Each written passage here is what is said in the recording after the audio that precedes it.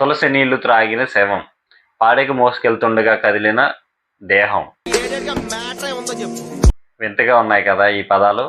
ఏంటి నిజంగానే చచ్చిపోయాక తులసి నీళ్ళు తాగుతారా, చనిపోయాక కదులుతారా డౌట్ మీకు రావచ్చు. ఈ సిచ్యువేషన్స్ రియల్గా నేను ఫేస్ చేసి మీకు చెప్తున్నా. వాటికి రీజన్స్ నేను చెప్తా, ఈ వీడియో పూర్తిగా చూడండి. డాక్టర్స్ చనిపోయారని నిర్ధారించిన తర్వాత మనం ఆ దేహాన్ని తీసుకొచ్చి కూర్చోబెట్టడం, పడుకోబెట్టడం చేస్తాము. సో అలా చేసినప్పుడు ఏంటంటే నోటిలో ఉన్న భాగం, నోటి దగ్గర నుంచి స్టమక్ వరకు అంతా ఖాళీగా ఒక ఖాళీ పైప్ లాగా ఉంటుంది. సో మన వాళ్ళు నోట్లో తులసి నీళ్ళు వేసే కొద్ది ఆ గొట్టం నిండే వరకు లోపలికి వెళ్తూనే ఉంటాయి. గుట్టకు వెయ్యకపోయినా కానీ వెళ్తాయి. సో అలా వెళ్ళడంతో మన వాళ్ళు ఏమనుకుంటారంటే తులసి నీళ్ళు తాగారు అనుకుంటారు. సో వన్స్ వాళ్ళని పక్కకి తిప్పితే ఆ నీళ్ళన్నీ బయటకు వచ్చేస్తాయి. సో ఆ విషయం తెలియక వీళ్ళు వేసినట్టు తులసి నీళ్ళన్నీ తాగేస్తున్నాడు, ప్రాణం ఉంది అనుకుంటున్నారు.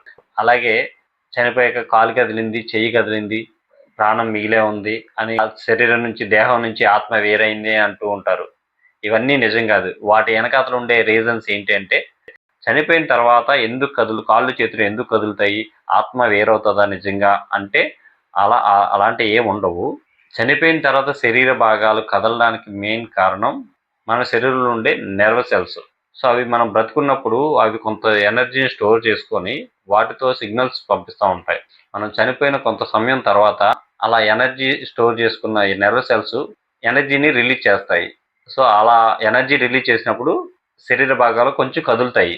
దీన్నే పోస్ట్ మార్టం రిఫ్లెక్స్ అంటారు. ఈసారి నుంచి అలా జరిగినప్పుడు మీరు భయపడకండి, బ్రతుకున్నారని భ్రమపడకండి. వీడియో లైక్ చేయకుండా వెళ్ళిపోకండి. Thank you.